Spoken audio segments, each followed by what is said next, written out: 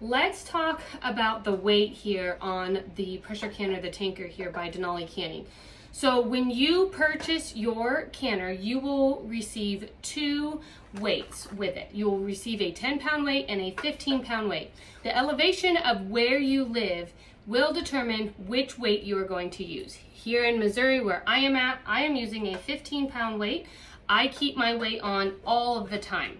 So it does pop off, so when they come, they will be separate. And you will see that underneath here, there is a cap that you can just pull off, and that is where you tighten and loosen the nut that will screw on the valve stem. The difference between the two weights is obviously the weight, and they will look almost identical. I have both here, and they actually can be interchanged.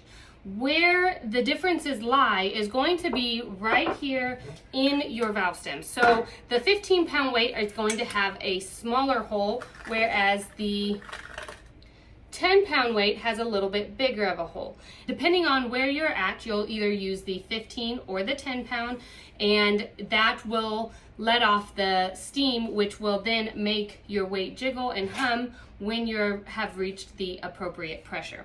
Now, it is important to note that you want to make sure that your stem is on securely by flipping it over and tightening this nice and tight. If you don't have this on securely and if you don't have it on correctly, you will get some water leakage through your handle. So if you ever have any leakage coming out, it is important to go ahead and take off your weight, flip it over, remove the cap, and make sure that your valve stem is nice and tight and secured in place, and that should correct any of the water leakage part. Make sure to find a elevation chart, canning elevation chart online to determine where you are at in your elevation and which weight you will need to use when you start pressure canning with the Denali Canning, the tanker.